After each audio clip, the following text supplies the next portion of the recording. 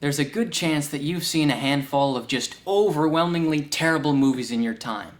And you don't have to study film or even storytelling in general to know that. You don't have to be able to say, "The thematic substance presented to this film's audience I find to be inconsistent. Also, the protagonist experiences no substantial change, and therefore his life as portrayed in the story proves to be inconsequential."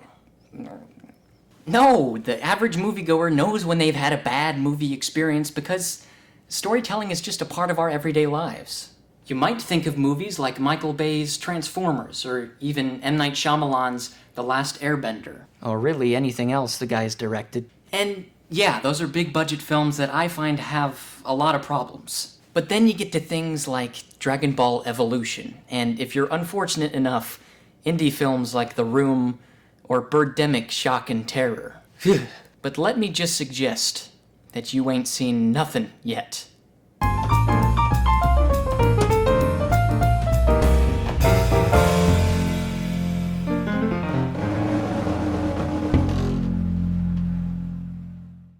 The Time Machine I Found at a Yard Sale, the second feature film from independent director and producer Stephen A. Sant, along with the Actors Theatre Production Company. Now, I don't know much about the movie's production, other than the fact that it was shot at 3K resolution on red camera equipment, which is pretty dang nice. And it had a budget of $3,500, which is pretty dang cheap. Apparently it's being featured on YouTube for a limited time only, but it's been uploaded since November of 2011. So, I don't know, it's a mystery.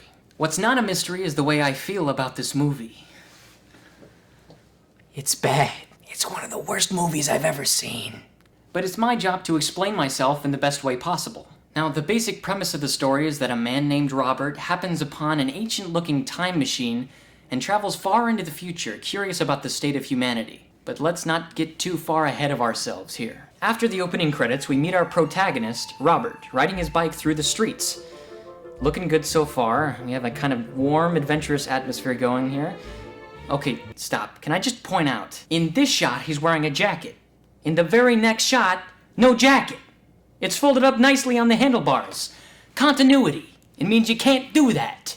Okay, anyway, he's riding along and he sees this old guy in his yard sale. The guy looks at his watch like, "Ooh, I was expecting you." Alright, so the opening lines. What is this? The stuff that dreams are made of. The stuff that dreams are made of. Oh, brother.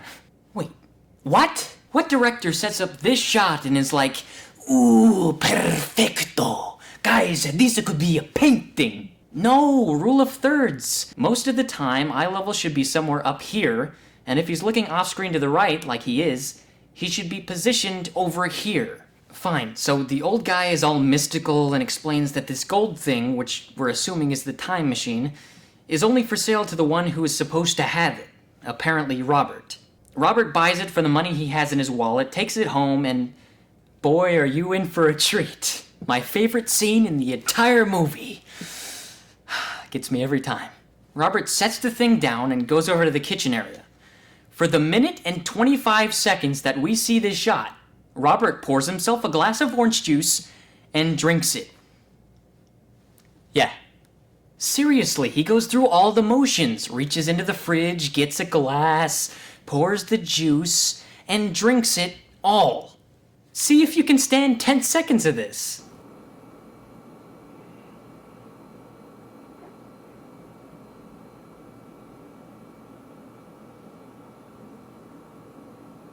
This is the most unnecessary thing I think I've ever seen in a movie.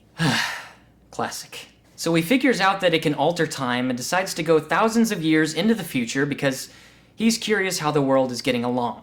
It turns out that everything is overrun by vegetation. Sure, for the next 3.5 minutes and 17 shots, Robert walks from the right to the left of the frame through the jungle until he finally sees the purple ladies.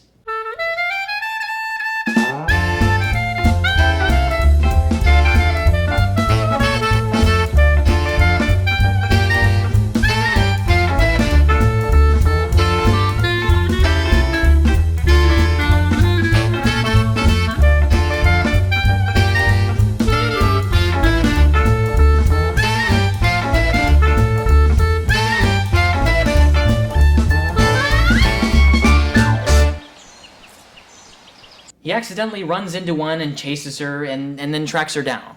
Now, look, I know I've mostly been nitpicking at this point, but there is seriously no redeeming factor in this movie at all. None. Nada. Nilch. Zilch. Story, cinematography, mise-en-scène, editing, sound, acting, literally everyone who had a job to do in this movie did it badly. Meet Sheba, the most lifeless damsel in distress you ever did see. My name's Robert. What's your name? Sheba. Sheba? Sheba. Sheba. Yes. She's a slave and wants Robert to take her away from her misery. He's like, all right. And by the way, Robert is really non-expressive too, and so, I don't know. Is there supposed to be love here? There's certainly no chemistry between the two. Check out some choice one-liners from the #1 couple to ever grace the silver screen. This is fantastic. Yes. It's a nice place. Yes. According to the planet map, we're close to the place marked on the map. This is delicious. Thanks. You're welcome. Oh my god, no! It's no good. They're on our tail. We gotta move. If I had been a few minutes earlier or a few minutes later, we never would have met. I can feel the love. Also, I guess they're being chased, but they just use the time machine to go further into the future, so conflict nullified. Put a pin in that one for later. Okay, so long story short, they find this empty spaceship thing, get on board, and hear a strange voice message telling the captain of this shuttle to deliver a shipment of supplies to planet Damar for something called the Resistance. They make a decision pretty quickly. We don't know what we're getting into. It could be dangerous. We need to go.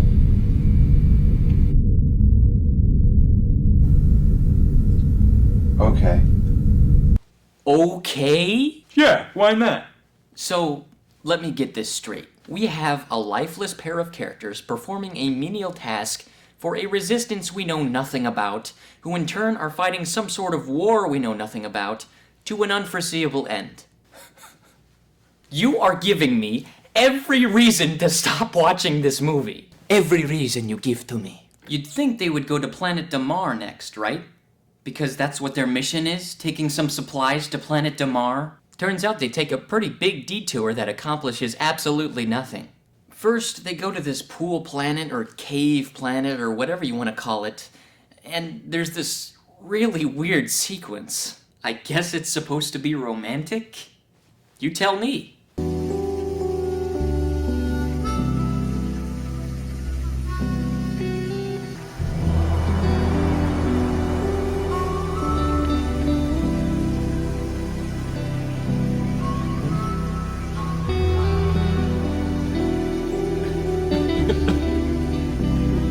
Hey, since the future is overrun by plant life, dinosaurs exist again, right?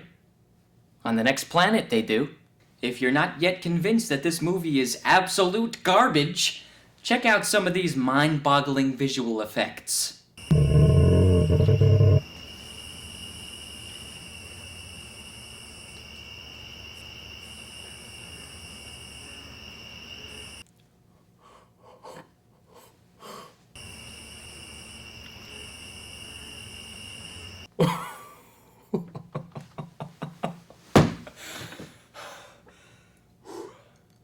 I give up. This scene is almost comical. For one, these visual effects are so bad that the viewer's just taken right out of the story. And second, watching these two try their absolute best to show some genuine emotion is just, it's too much.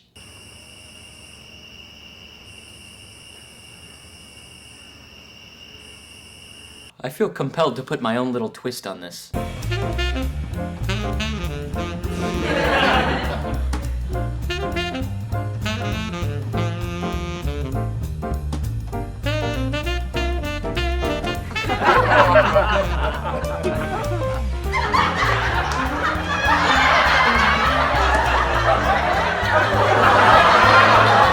Makes more sense, right? So, from the time they set foot on this spaceship to the time they actually arrive in Damar, we've literally gone through 17 minutes of screen time and have established nothing important in the story. Other than the ideas that these characters are probably attracted to each other, and they're concerned for each other's safety. But at least we got to see some silly dinosaurs. Well, like I said, they're actually at Damar now, and they sit down at a local cafe called the Kasbah with this Agassiz guy who they were told to meet by the voice in the ship. Well, goodness, it's taken him over half the movie to make it here. What does this guy have to say? The Empire has its spies everywhere. Continue. Basically, he explains that the government has changed, bad people have taken power, things are repressive, and some people have been imprisoned or have disappeared. Okay, but we don't see any of this stuff happening. How can we care about the resistance if we don't see how they act or what they're up against? I mean, they found time to meet in a nice little cafe, so it doesn't seem like things are too bad. Well, they destroy a government ship and eat some sandwiches along the way, but they finally get to the delivery site and bury the supplies.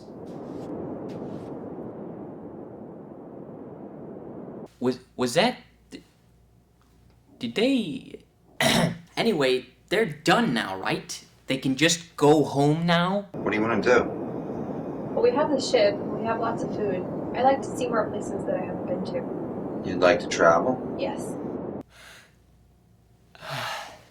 So they have this discussion about destiny and say that they don't want to go back because life is more exciting now. Also, Chiba finds some diamonds or expensive jewels on the ship, and so in all seriousness, their plan is now to go buy some clothes and travel.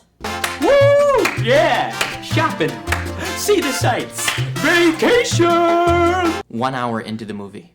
Turns out they accept another job from Agassiz, citing the reward money as one of their incentives. They say pay us 10,000 credits to do it. It's up to you. We can go if you want to. I mean, if it's not too dangerous and it's not too far, I think we should. But they just discovered they're rich. They don't need... Fine, so they do the job and... Oh my god, no!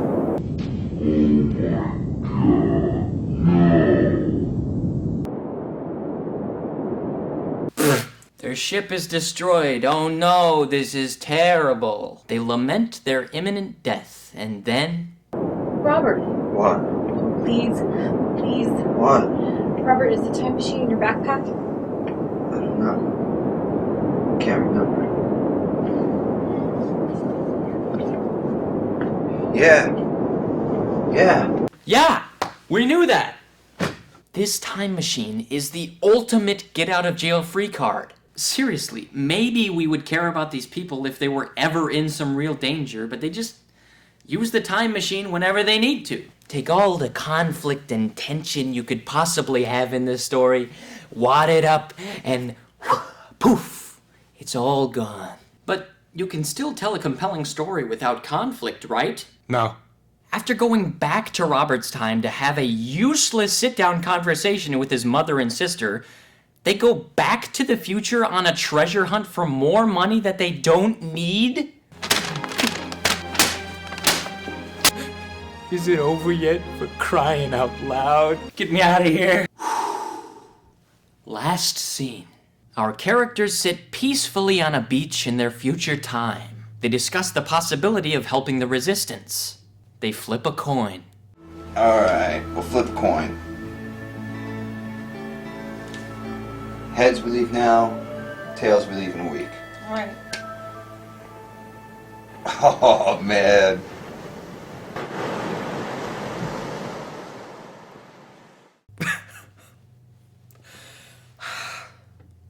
What kind of cliffhanger ending is that? They're either gonna help the resistance tomorrow or in a week. What's so different about those outcomes?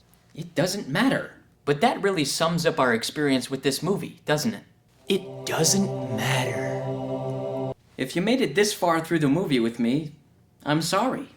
I apologize on behalf of the filmmakers. So, why was this movie so bad? Well, you could easily point to things like the acting, or the special effects, or the shot selection, and don't get me wrong, those things certainly add insult to injury. But in the end, I think it boils down to bad storytelling. A pair of artificial characters took us on a journey we couldn't care about. With them, they took the ultimate get-out-of-jail-free card, which tossed all possible conflict out the window. In the end, no significant change occurs, and our expectations are totally fulfilled. It's not a very good feeling. Just because you got a good camera doesn't mean you're gonna make a good movie. Thanks for watching, and I'll see you next time.